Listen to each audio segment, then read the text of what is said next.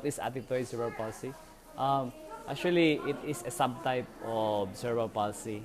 So, CP is a injury to an immature brain. So, before the age of 3, if your brain is injured or having traumatic problem, so you can be a aspect become CP. Then it will be have subtypes. Athetoid is because of their physical characteristic. They have this certain movement, a slow movement. If you put them in one position, they're very unstable, and they have like the movement of their hand. So that's why they're classified as athetoid type. And basically, this type of CP are, you could say, they're more intelligent one. They can have a good prognosis for rehabilitation. So, Yes. what are the signs and symptoms of Signs and symptoms, basically the signs and symptoms of the cerebral palsy, the athetoid type, is number one, they have a delayed developmental milestone. When you talk about delayed developmental milestone, their rolling from right to left is delayed. Supposed to be they can roll like 3 to 4 months, they already start to roll. But these kids is very late. Maybe they can roll around 8 months to a year, or other patient, they don't roll anymore. So next, I mean, they're sitting. So kids sit independently at the age of 8 months, but this type of kids, they don't really manifest the sitting independently. So there are plenty of signs and symptoms actually. Basically, I can categorize it as in the physical aspect, in the brain, basically, like, and also in the speech. Like for example, the brain, we have delayed, understanding. In the speech pod, they cannot able to talk well, communicate well. In the physical aspect, that's all the problem in the gross motor skills. Sitting, standing, rolling, even creeping and walking, basically, overall. Ay, by the way, sir, ang cause day, sir, what Um, cause this athetoid? the athetoid one, or basically the CP, or okay. The athetoid, there are plenty of causes of CP. Number one, we have, like you said, genetics. If we have family, we have some who have been in CP, so there's a chance they have CP. And also, bigger factor is environmental. Like when you say environmental factor is that upon the mom is already pregnant, maybe experiencing toxic toxicity, like working in a certain company, inhaling fumes like lead. That if they inhale lead, is proven from researchers that it can cause a traumatic problem with their womb. I mean, with a baby upon delivery.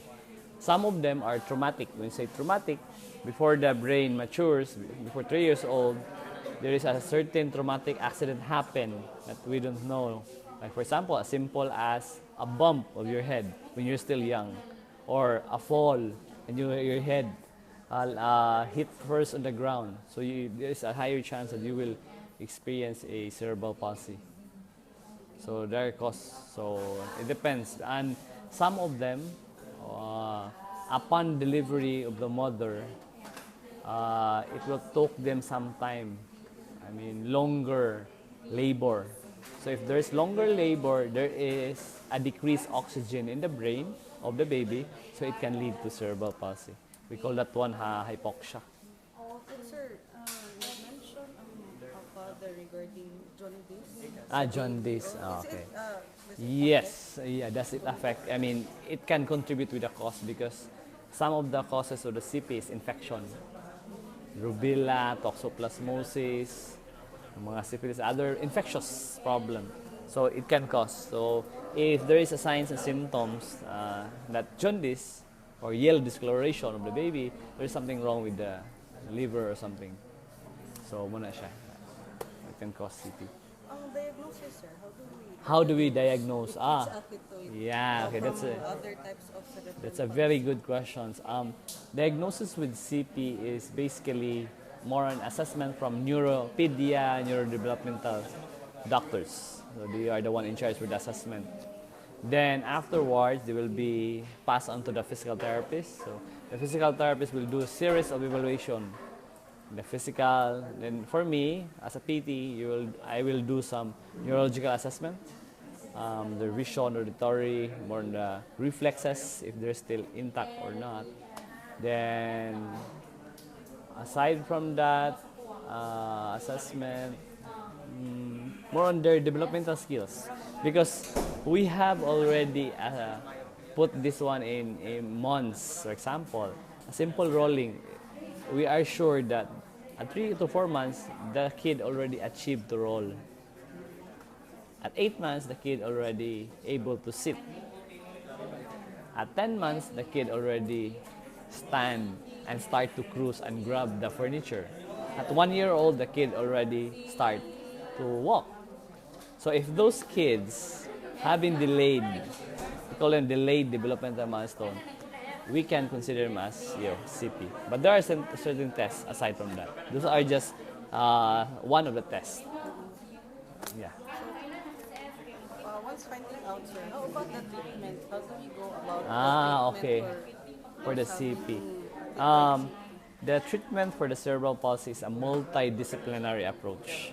When you say multidisciplinary approach, we have professionals such as physical therapists, occupational therapists, speech therapists, special education, doctors, dietitians, optometrists.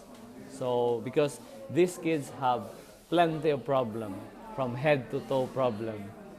Okay, so for my field, my expertise as a PT, we deal with the physical aspect one, like the gross motor skills, because most of these kids, they don't know how to walk, and they have weakness, like I think you observe CP, they have weakness in extensors of the neck, flexors of the neck. I mean, like all the muscles have weakness. So our goal is to improve that muscles in order they will have a, for example, they will have a good quality of life. For example, in order they can sit independently, or just simple as standing, or if they can sit, that's good because that's a good indicative that they can walk. So if you just lie down and nothing, done nothing. So then with regards with the OT job is more on aspects of ADLs. When we talk about ADLs, is activities of daily living. They're the one teaching these kids, like doing bathing, cooking, the basic stuff in the house, dressing, washing clothes. Those are OT staff. Then some of the speech, if these kids had delayed in speech, the speech pathologists are the one training them to speak. And there are plenty. And if we have problem in vision, so that's why optometrists and optometry will go with the team. So, and now there's also a new member of the team. We call them music therapists. So their intervention is more, they use it more on music. So they bring a lot of instruments like music, and they start all types of music. So it can make the kids calm, and some of the professionals will be doing some interventions. So yeah. So one question, sir, just for the information of everybody, because sometimes people would confuse Athetoid Cerebral Palsy, just early muscle disorder. What can you say about this? So they They have usually misconception. associate- yes, misconceptions. Having cerebral palsy is a muscle. Muscle problem. What can you say about this? With that, for me, I've been working with kids. I could easily differentiate between the two. But if you try to look at it, if there's already a movement problem,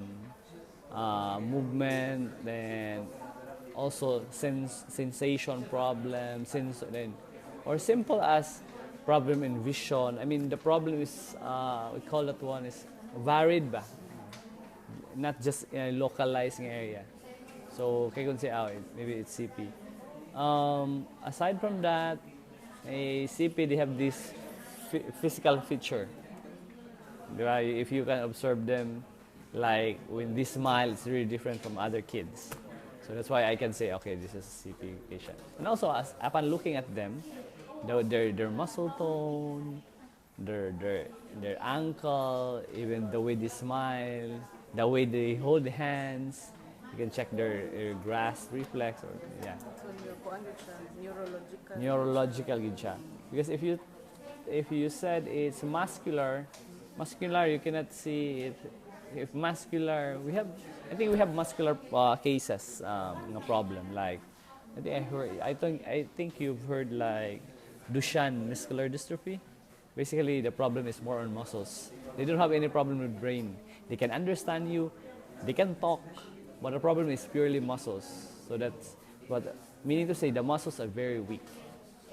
So they cannot, at times they have weakness in lifting their arms, and even holding a glass, they cannot lift it. So I could say it's purely muscular.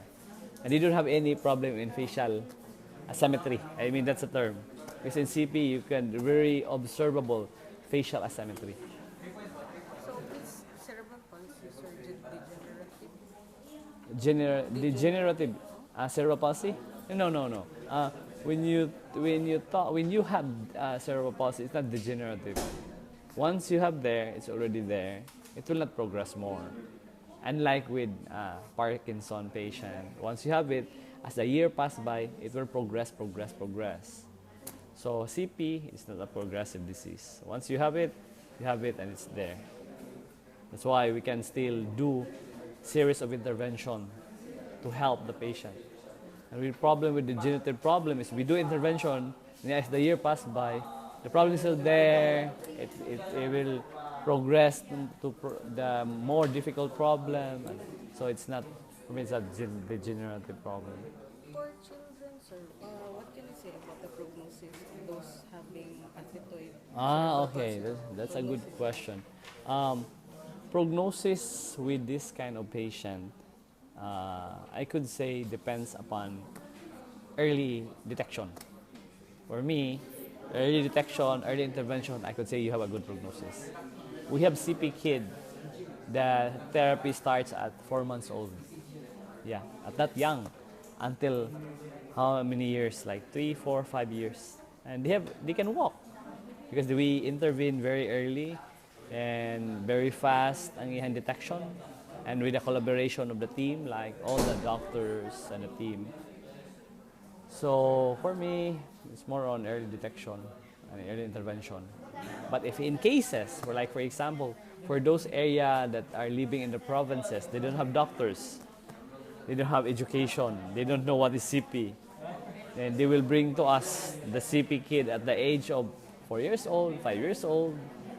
So for us, it's very, I could say, oh, it's a bad prognosis because late intervention. And we have prognosticating factors for our patient. Like for example, I could say you can walk if you can sit at the 2 years old. Yeah, we have that. We have that prognosticating factor. If the CP is already 5 years old and he or she cannot sit independently, I could say you cannot walk.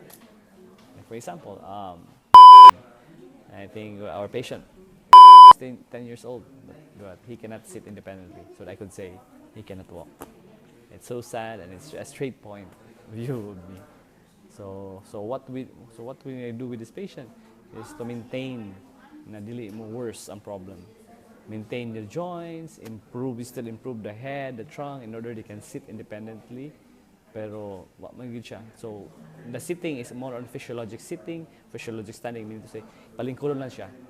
With all in the wheelchair, and with regards with the wheelchair, we have accommodation, and we accommodate them, and we have correction. So there is a wheelchair that corrects the deformity. Like because this CP some of the problem, like for example, I mean the bones, we have problem that like scoliosis, it progress because that is structural, and that is a prolonged period of time. But the brain is okay. More lang the spine, more curves, yeah. So that's why we prescribe corrective sitting, a wheelchair that really correct the posture of these kids. Because if you have a good posture and the muscles can function well, and later on it can improve, hoping that It can improve the head and neck and the trunk. So that's why for me it's a very challenging job, and I think parents having a CP kid is really challenging. A lot of problems, a lot of demands needed. So, and also here in our country, Philippines, there are certain group of organizations supporting cerebral palsy. But for me, research is not really that much good because I don't know why people don't like to study CP. Maybe it's more tedious job to do. Ano sa aman nimo nga kuan sir kaning hibaw-an nga kuan na siya naana ang kondisyon ba nga cerebral palsy? Kuan after 4 months o siya na discovery nga na siya ingon ana. Unsa may iyang kuan day sir kanang mga nakita ninyo niya nga kondisyon Lahi nga siya lahi siya siya kung i-compare nimo sa ubang mga bata. Mo siya ang liho, dili kay siya mo si tigihok. panggahi. Pero sa balay pa lang wa gid niya siya matog 36 hours or 48. Oh, dili matulog. Oh, di siya matulog, mahibong, di siya matulog. Munta na niya. Doon na siya mga action nga. Dili ko kanais ba. Lahi gid siya. Kung akong i-compare nga akong magawang niya o katong kamagwangan lahi ra. Pero kuan na amoy karangan. Lain kung kagugo ko pamilya ninyo na naibaw-an ninyo nga naapoy. Wa pa man ko na kuan. Pero kuang pag after to na ay murag kuan grupo murag i-refer mo niya og facility kuan mo niya or siya ra ang doktor murag Katong doktor niya. Siya ra gyud. Pag kuan mo silbi ang pag-treatment gid sa pasyente o sa baby siya gyud ang nagkuan. Siya gyud. Until pag kuan kano saan ninyo na meet ang nagpakuan mo sir ni adto na mo mga PT mga anak. Mga 1 year na. 1 year na. Oh, 1 year na. 1 year na. Dili gid. So wala gid siya kanang like kanang the usual bata nga mo kulog. Oh, di siya mupog niya. Lahi ang iyang mga action. Lahi. Magahi. So pag 1 year old, nagkuan na siya, sugod na siya. Sugod na siya PT. Sugod na siya PT. Nya kini siya kanang bisag nala ko naramas balay, siya na ko na siya kuan. Exercise man nga. Tuduan mo. Wa gyud na siya kay sa seminar. Sa seminar na mo may yung instruction na ba nga kana may buhaton paug-on. Ang sabiya pag narakos balay mo na akong buhaton niya. Mao na nga siya nga karon wa gyud na siya deform sa iyang mga joint niya. Wala wa gyud na siya deform di sama sa uban nga. Mo bitaw mo sir, murag makalihok siya. Wa siya deform. Ang iya lang kanang iya bitong kini iyang lihok. Lili normal ba. Pero kaon niya sir. Okay ra. Kaon siya. Kaon siya hard man kaon na ni. So kuan gid siya. Hard. Ang iyang ikaon na niya sa mga hard. Sa unsa kaon siya utan. Utan may permi pakaon ako ni. Dili ra siya pili makaon. Dili man siya mapili pod. Kaon nga nagbuwad. May ampay. Buwad. Nya di siya nako sa palabian kay. Di man sad maayo nga ako nga kanang naiusahay ba di siya ganahan mo kaon. Ako yung pangitag-pagi nga makakaon siya daghan. Pag sir, pag treatment, pag sukat, pag sugod ninyo o nagpapiti mo, murag tan-aw ninyo na ay kuan na-improve siya compare sa katong sa una nga mga nakita ninyo ng mga kuan niya ba? Naaman si kuan kanang iyang pag-intindi pa sabot makasabot man na siya.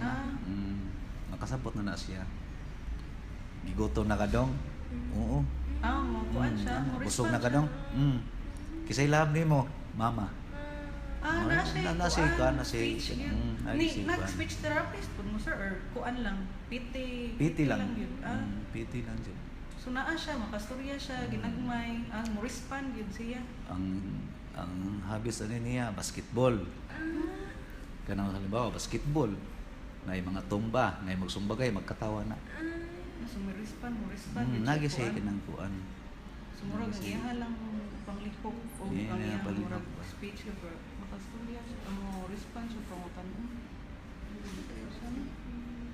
Pero kung kuan na po siya mga sakit nga kuan mo ang reklamo po siya na sakit. Mailhan sa siya. iya, ha? Doon na siya kanang kuan. May bawaan siya nimo nga sakitan siya. May igking siya na. Kalito gana. Oran mo na yung mga basa niya. Pero karon sir, regular nagsige gyapon siya therapy or kamo na lang. Nahunong ang Exercise. terapiya ni tungod atong kuan dunay gi-under contraction pa man tong ilang kuan. Sa mata. So, yeah. Naghuwat na namin sa tawag. Ah, Kano sa- kontak na mo balik kung Punta ko okay namin na kung sila. okay na. Pero sa balay, siya na ko na siya exercise. Kanang nagbiyahe man po ko, nang masero man ko, multi ka bagunda. Driver up sab ko. Ah, so murag daga monitor gyapon sila sa inyuha ang katong facility. Nagyapon. Maray sad mo kay kuan ba? Naara gyapon yung monitoring maski kuan. Naara sa balay na makontak ra ko. Kung naa ko sa balay, ako kuan ko na niya. Kay ug imo ko siya kung pasagdaan na lang mo samot ang iyang panggahi. Samot. Magsige na siya panggahi. Nya kay di biya ko ganahan kung naa ako sa balay kaming duha na ami. Di mo ko ganahan niya nga magtan-aw nga magsige panggahi or maglain kay tan-awon ba. Ako gani siya baldahon. Pero minaw wag gina siya kibaw siyang nabuhat po. Kay gingon ako nga panghumog dili manggahi kay dili naman pud siya manggahi. Masuriyahan kasi. Kasabot mo pud siya. Ang kanang sa facility sir, unsa na kanang naay sponsor or magbayad mo or Wa man. donation lang? Wa Ah, man. kuan lang yun. Ah, so murag kuan yun siya libre ni. Kasi ma-feel mo, sir, kung map ka lang sa iyang condition. Ano. Dili lisod i-explain. Sama ra sad sa kanang kuan. Kanang mas maganda pa man ganitong kanang uyab. Kay makapangita man taglain. Pero kaning anak nato focus lang jud ka. Kay mo may gihatag.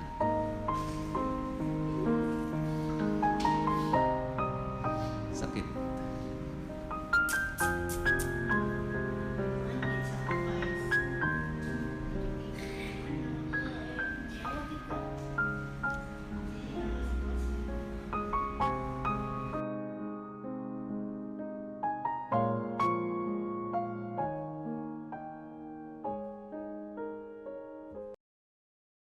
If you wanted to, take it. I should have said it before.